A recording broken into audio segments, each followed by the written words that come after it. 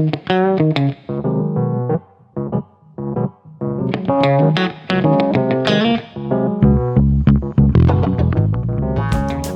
is full of challenges. The ups and downs are never easy, and they test our strength in ways we often do not expect. Just as time moves forward steadily, our emotions also shift with it, moving between happiness and sadness as we continue our journey through this world. It never stays still, it flows from one moment to the next without rest. The trials we face are not occasional, but constantly moving onward like a living current, uninterrupted and ever-changing. And just when we think we've found solid ground, the very challenges themselves often return, bringing new layers of difficulty and testing us once again in unexpected ways. The professional who performed my ultrasound spoke rather harshly, stating that the child was useless.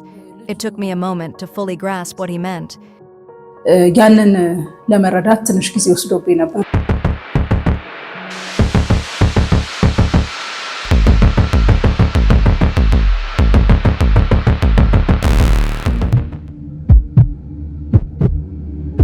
HOPE-SBH, like any devoted mother, longed to raise her growing family in peace.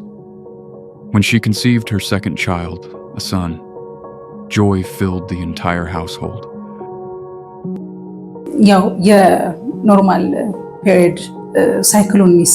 I checked because I had missed my normal menstrual cycle. At that time, I found out I was pregnant through a test I did myself. I was very surprised and went to a health facility. I had an ultrasound to know how far along I was, and it showed the baby was 2 months and 3 days old. That was how I learned about my second pregnancy. As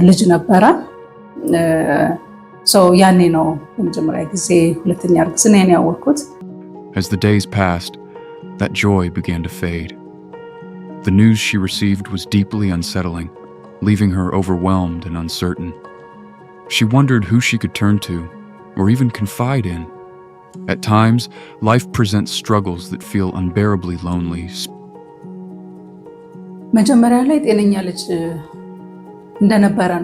Initially, I thought everything was fine. I was happy, thinking I would have 2 children with a good age gap, a girl and a boy. It was a very joyful feeling. That lasted until the 3rd pregnancy follow-up, when I found out that the child might not survive, and that even if born, there could be many complications. I kept asking myself why things turned out this way for him, and I also found myself questioning whether I had played a role in it. I left no stone unturned.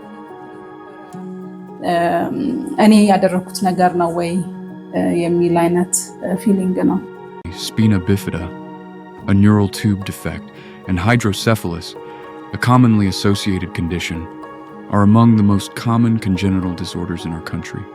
In fact, Ethiopia is among the countries with the highest burden of neural tube defects globally, with more than 44,000 cases occurring each year. Spina bifida occurs when the fetus's neural tube fails to close properly during early development, resulting in a gap in the spinal cord. Symptoms vary depending on the type and severity of the condition and may include swelling on the back, incontinence, and lower limb weakness or mobility difficulties. Hydrocephalus, on the other hand, is the abnormal buildup of fluid in the brain, which increases the pressure on the brain. It is estimated that more than 80% of children with spina bifida are at risk of developing hydrocephalus. Common symptoms include an abnormally large head size and developmental delays. This was the problem that knocked on Biza's door, turning her joy into sadness.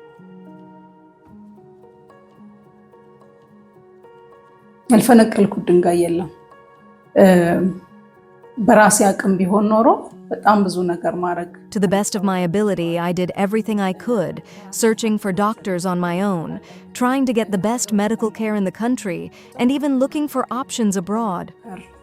The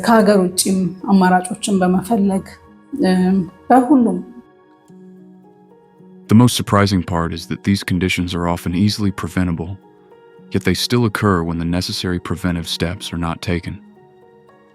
These birth defects occur during the first 4 weeks of pregnancy, when maternal folic acid levels are insufficient for normal neural tube development. For this reason, Medical experts recommend that women ensure adequate folic acid intake starting 1 to 2 months before conception. Is a condition in which a baby's neural tube, which normally closes during the first 3 to 4 weeks of development in the womb, fails to close properly. Hydrocephalus is a condition characterized by an abnormal accumulation of cerebrospinal fluid within the brain's ventricles, causing increased pressure on brain tissues. If a child is born with a neural tube defect, symptoms may be present from birth. Neural tube defects affect a structure called the neural tube, from which the brain and spinal cord develop during pregnancy. As a result, affected children may experience problems involving the brain, spinal cord, or both. Beza, whose son was born with this birth defect 10 years ago, did not expect that any medical treatment would be available. She had to prepare herself psychologically to accept what had happened. She was particularly shaken when she saw other children around her affected by the same condition. ምቾት አይታሰብም ግን አሁን ይሻላል በነገራችን ላይ አሁን ብዙ ነገሮች ተሻሽለዋል ከልጄ ጋር Comfort was out of the question, but things are better now. A lot has improved over time.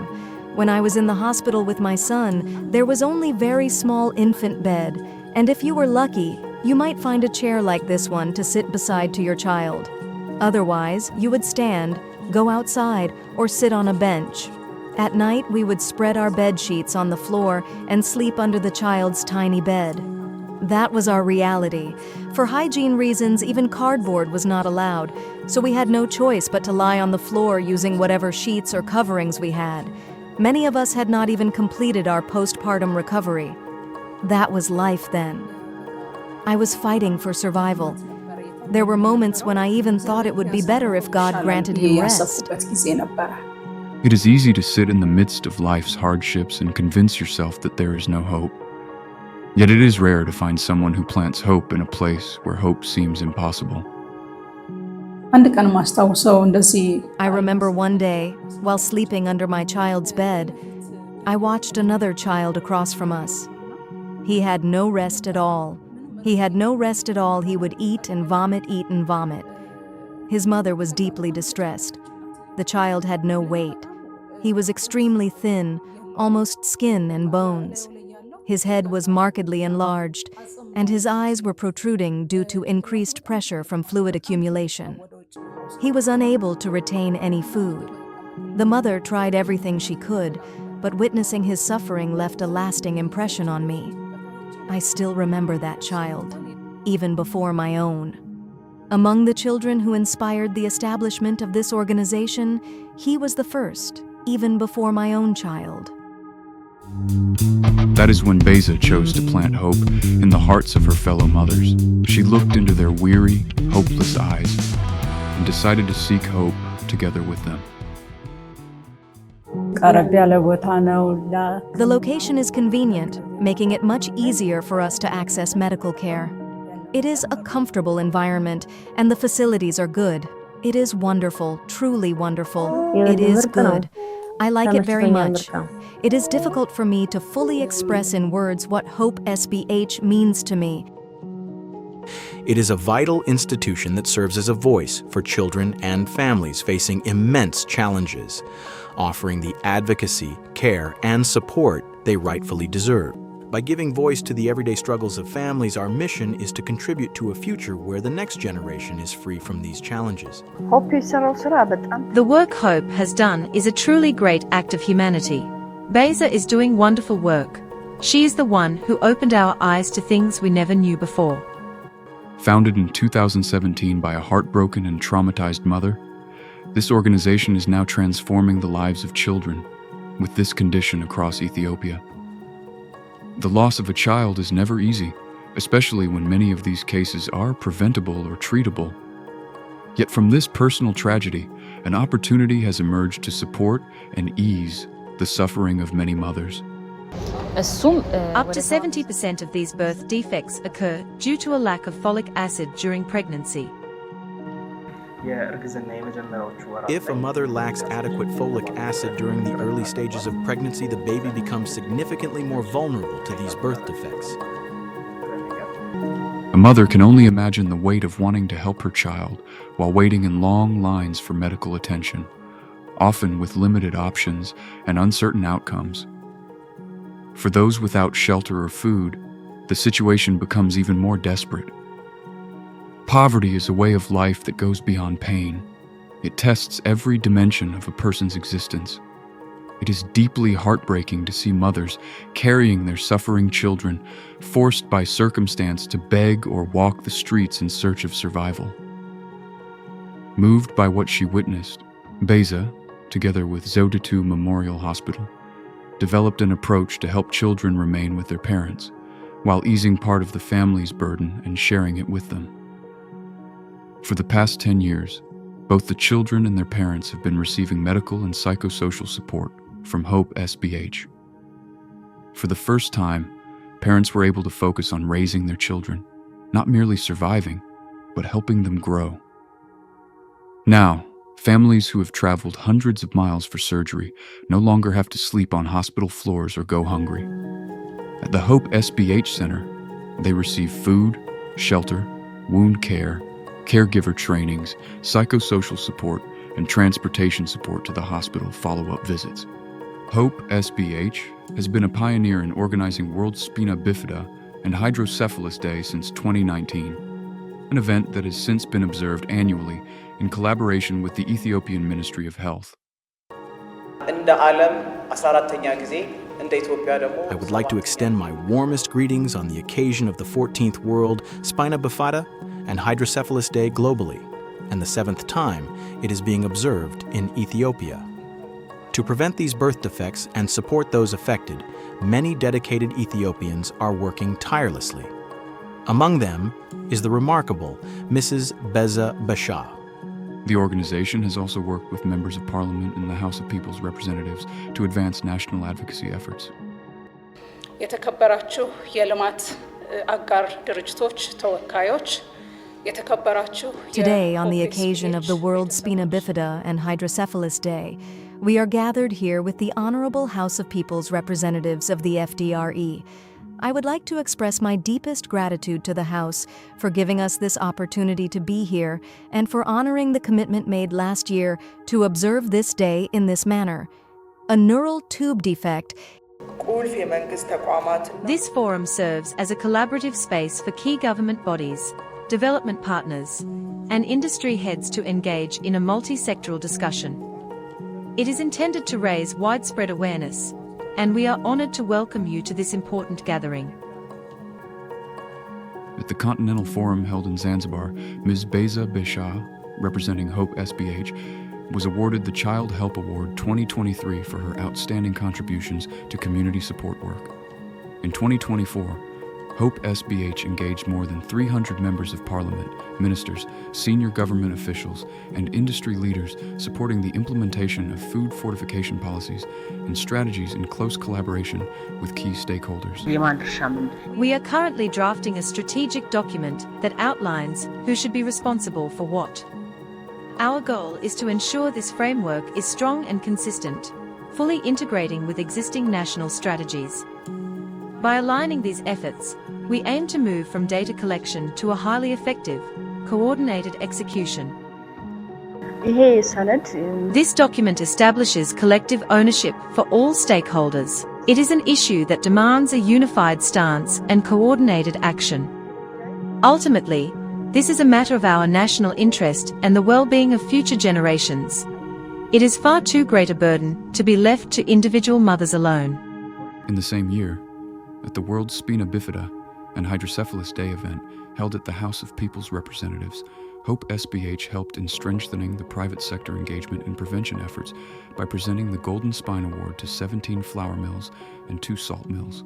In September 2024, Ms. Beza Besha Haile was recognized in New York as one of the 10 Global Goalkeepers Champions selected worldwide by the Gates Foundation. She received personal recognition from Bill Gates for her advocacy on implementation of mandatory food fortification policies in Ethiopia and her works in supporting more than 6,000 affected families. Today, HOPE-SBH needs strength and support more than ever. The organization urgently needs a dedicated center, assistive devices support, and inclusive education support and economic empowerment initiatives for the affected families. However, HOPE-SBH strongly believes that sustainable impact lies in prevention using available knowledge and systems to reduce the occurrence of neural tube defects. At the same time, individuals already affected must comprehensive treatment and support through government service structures. A strategic document for the prevention, treatment, and support of developmental disorders such as neural tube defects and hydrocephalus is currently being developed by the House of People's Representatives of the Federal Democratic Republic of Ethiopia. Over 70% of producers have already complied with this system. We are currently overseeing the production of essential fortified goods, such as salt and oil. Our focus is on ensuring that wholesalers and industrial producers maintain rigorous standards and follow the necessary monitoring protocols during the production process. My love, my world, another day begins. My planner is full, always on the go, running here and there. If only you had seen one more beautiful day. Your memory lives on. How could it ever leave me? A pure soul's laughter, oh, that new baby scent. I still smell it, I can still see it, though you've gone far away. Let me tell you, my love, something that's eating my soul, which I have no answer for. Away from the crowds, away from living noise, let me come to tell you. To be heard is good faith once the lips utter. Our community's ears, I am not sure they hear you, past their own noises.